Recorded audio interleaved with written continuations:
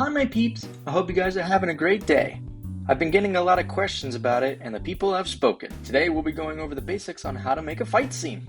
I'm glad you want to jump into it, but don't worry, you'll learn to throw a popper punch. And who better to teach you than yourself? Freaky Friday, am I right? Don't worry, he'll teach you what you need to know.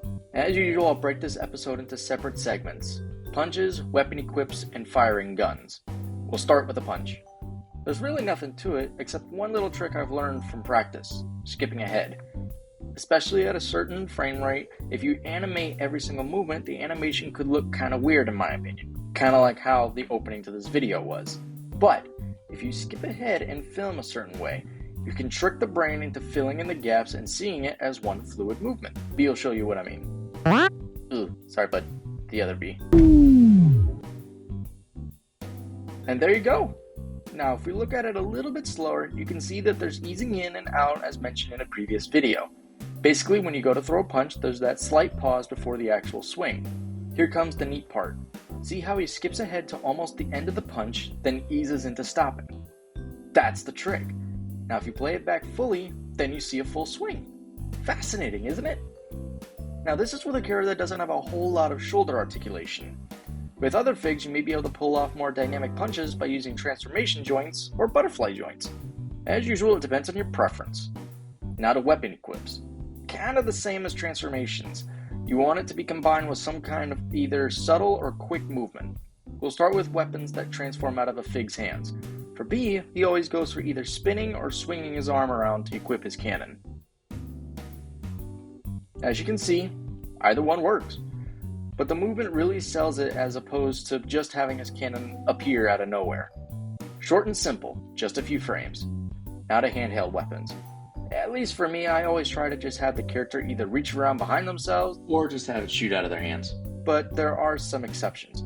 For Magnus in a Christmas special, he spun his arm around to equip his rifle and it worked really well. So it really depends on the kind of handheld weapon you got. Small pistols would work well for this kind of method too. Now how to shoot. This one is going to be a little tricky to show off, but I'll do my best. Basically, if the gun has a 5mm port on the barrel, blast effects are an easy play. But to enhance them, if you have a duplicate of it, or even a piece that you won't be using, since we all know some parts are looser than others, take a flashlight and put the effect piece over it to give a sort of muzzle flash effect. I started doing this recently because I cannot do special effects to save my life, but practical is where my strong suit is. But as far as making the guns fire, here's my method. For certain characters, you want the gun to seem more powerful, like in my Shattered Glass Optimus Prime video. It's basically animating a punch, but backwards. I'll show you what I mean. Here, Prime raises his rifle, fires a shot, but then his arm shoots backwards. Another little trick to simulate that the shot from his gun was a pretty big one. And for B, he barely moves his arm when he shoots since his speciality is rapid fire. Again, it all depends on personal preference. Now, real quick, in terms of fight choreography, I get inspiration from shows, movies, and anything else I can think of to kind of get an idea of where I want to go with it. I combine all sorts of fights with each other to create my fights, so get some inspiration and do your thing. As we near the end, all the things I've said have been experiments that I wanted to try, so don't think I'm saying this as to how it has to be done. As the series name suggests, it's the basics of certain things. I can't teach you what you would want to animate, but I can point you in the right direction so you can combine different aspects of what I'm teaching you guys into something new. I hope that helped you guys.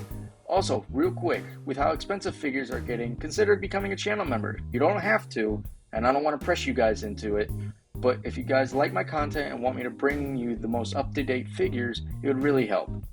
Don't forget to like and subscribe if you like this tutorial, and I'll see you guys next time for the next episode. Till then, my peeps, Thunder out.